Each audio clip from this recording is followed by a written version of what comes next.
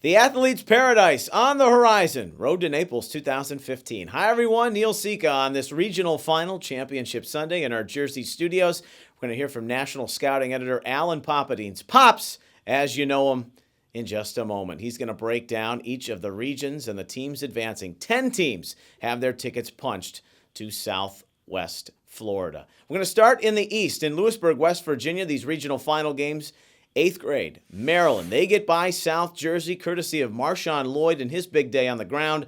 48-yard touchdown helped open things up in the second half. The Maryland 7th graders will join them. Man, are they explosive. 3 of their wins, they've scored 50 points, including today in the regional final, 50-30 over Massachusetts. Reggie Proctor, 3 touchdowns, 39-30 and 49 yards, the tallies there.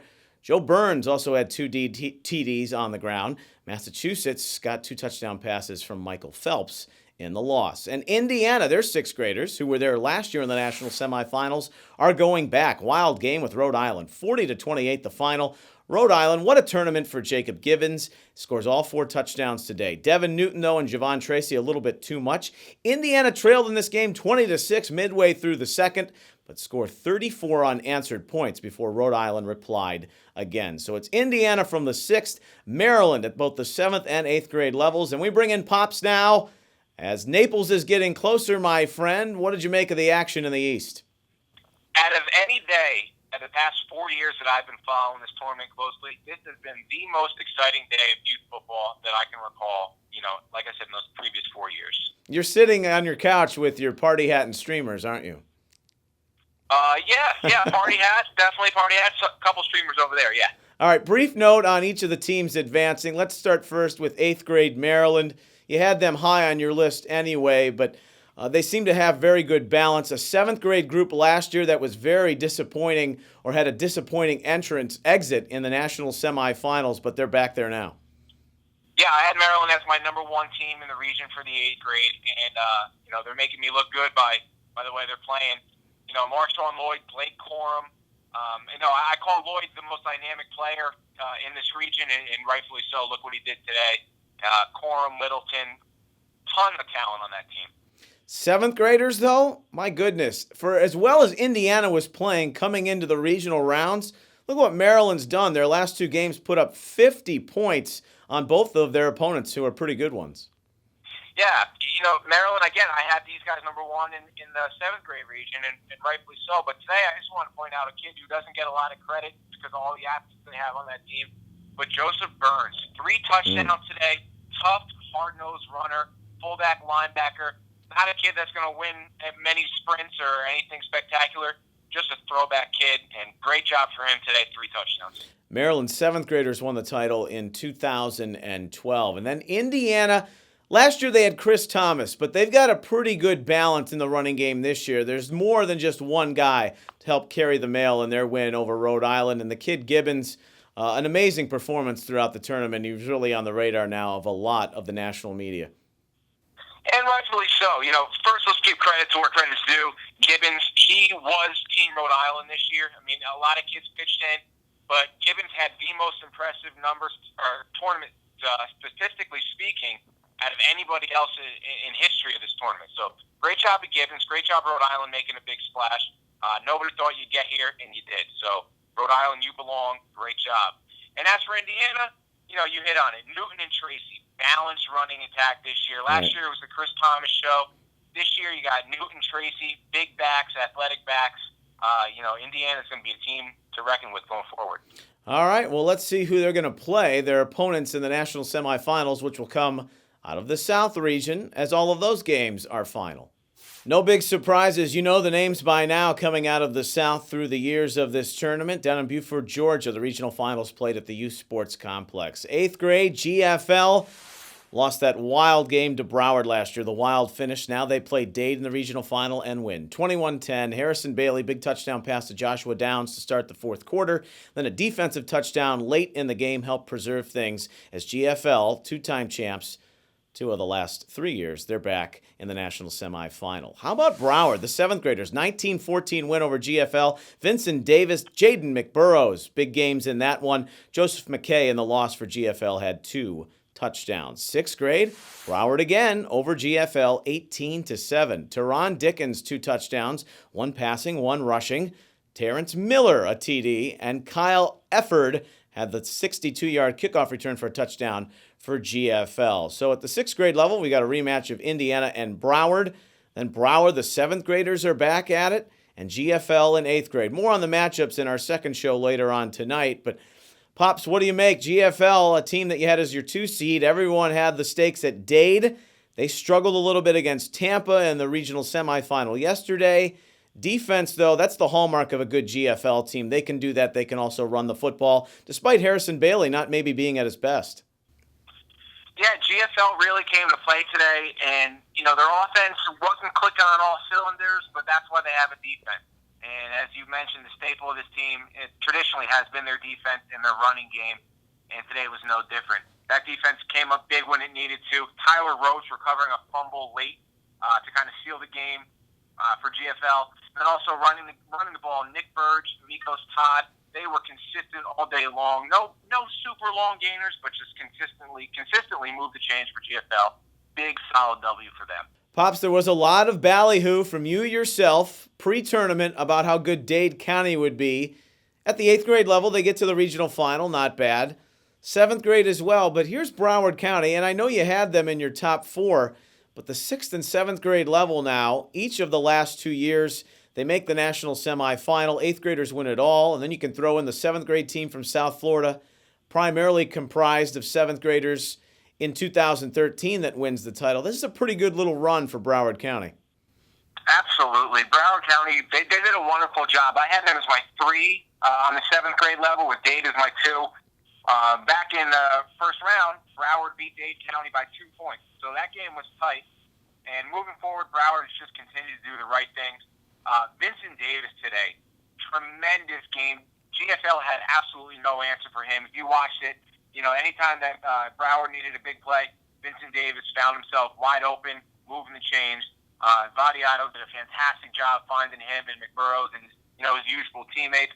So hats off to him. And I got to say also for Broward County, Big Baby on the offensive line, Lawrence Seymour, was blocking downfield, outrunning some of his running backs. Great job. Great team win for them. And the 6th graders, we're going to have a rematch at that level. We'll talk about it a little bit later on, but Broward County playing Indiana. And it's always nice to have a regional team not too far from the venue. Helps attendance, and a great atmosphere should be expected. Yeah, absolutely. Broward was very balanced today. This 6th grade team's got a lot of good players. Teron Dickens, a quarterback, has been a star throughout this tournament. Jacoby Spells has had a good tournament. Terrence Miller. Those are 2 good running backs. Spells and Miller, they're making plays left and right. Very good job out of Broward County. Happy for them to make it far and continue the tradition they're setting. All right, let's spin out of the South, and we'll head to the Plains and talk about the regional finals there. A lot of the talk in the Plains. Could anyone beat North Texas, at least at the 8th grade level? Well, at John Paul High School in Plano, that's not the case for Dallas-Fort Worth. North Texas was up big in the first quarter and never looked back in their convincing victory as they will try for that three-peat at the 6th, 7th, and 8th grade level. A little bit different, though, for Dallas-Fort Worth at 7th grade. This team, who beat Houston in the first round, defeats Kansas City 29-8 to make their first trip to the Final Four. Remember, their 6th graders lost to Houston in the regional final last year. Big game from Preston Stone. A rush TD, 75-yard TD pass. He had a good game from Snead. Manning had a 95-yard TD for Kansas City in the loss. And then North Texas, their 6th graders who won the first ever 6th grade tournament in 2013. Now they have a shot again. 46-14, the win over DFW. And a very big performance on the ground in that one. So, Pops, we look at North Texas. 2 of their teams are advancing. Dallas-Fort Worth, you knew they could be pretty good as long as they got by Houston. And unfortunate that game was the first one played because it was good enough to be a regional final. So we'll start with DFW. We know how much talent is in that area. They prove it, and they come out of the 7th grade. Yeah, they did a tremendous job. Preston Stone, an All-American. I've sung his praises throughout this tournament. He's got a little Johnny Manziel in him from back in Manziel's Texas A&M days. Preston Stone. You got to preface it with the Texas A&M days. I get it. Yeah, not his Cleveland Brown bench warming days. But, back in college, he was an exciting player, and that's just exactly how Preston Stone is now. He had a great tournament. Stacy Snead, that kid's got sprinter speed for days. Devin Martin, he's a big 6'3" wide receiver on the outside. DFW has dangerous weapons in exactly the right places. So they come out of the 7th grade Plains Regional Final. Then it's North Texas. It's such a powerful program right now. The 8th graders, we know all about them, and they have run roughshod throughout this tournament so far, much like the 7th graders did last year before they got their biggest test in the championship game. And I would guess you're thinking the same may be in order this year. I think that would be a safe bet, yes. All the other teams that are left, granted the West Coast games hasn't finished yet, but out of the East and the South, there's some chinks in the armor on the 8th grade teams. For this North Texas team, I haven't seen a weakness in any of these games that they've played so far. They have dominated between Christ and Jackson and Schumann and, Devon Graham. Everybody you want to mention on this North Texas team, they are loaded and they just look sharp. They look like the best team in this country. They've created a lot of high expectations for the grade levels below them, and while the 7th graders not able to fulfill that, 6th grade team, they've got a nice balance of players on both sides of the ball. Yeah, absolutely. Offensively, you want to talk about DeAndre Hollywood, and I love that name, by the way. Hollywood. Marcus Kirk, both two kids that had big games today in round 4, but are no strangers to the spotlight and what they've done throughout this tournament. Quinn Ewers at quarterback. Watch this kid over the next couple of years. We're talking a kid that's already 5'9", 140, 150 pounds. That kid's going to be over 6 foot by the time he's an 8th grader. He's going to be a good one. Quinn Ewers at quarterback. Look out for him. North Texas, great job. The tradition continues.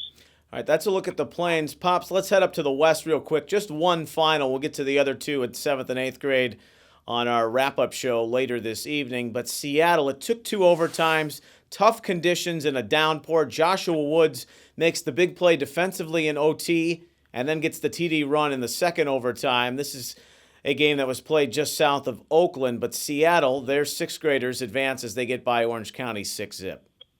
Yeah, I don't know what to make of this game. As you mentioned, the weather was beyond less than ideal. Both teams not capitalizing, both teams not sharp. You got a lot of factors involved here. The whole 6th grade thing, the whole travel thing, the whole weather thing. Yeah. Interesting game. And to be bluntly honest, I don't know what to make of it. Congratulations to Seattle for eventually pulling it out. Joshua Wood, big day on both sides of the ball. As you mentioned, that Seattle defense, that front 7, was also very good for them. I'm very interested and intrigued to see what happens down in Naples. I'm interested to see what happens in the other West region games. You've got Seattle and LA at the 7th grade level, but Oregon, a little bit of a scare from Sacramento late last night. Oregon gets Las Vegas. That should be a very good game, and we'll talk about those on our wrap-up show as we put a bow on these first 4 rounds and then head down to Naples later on this week. Thanks, Pops. We'll check in with you a little bit later, friend. So that's a look at 10 of the 12 teams that have punched their ticket down to South Florida. The final 2 games, we'll wrap it up for you and then get on the road for the FBU National Championship 2015 as the national semifinals will come your way on the 19th of December. The championship games on the 21st. For Pops, I'm Neil. Talk to you a little bit later this evening.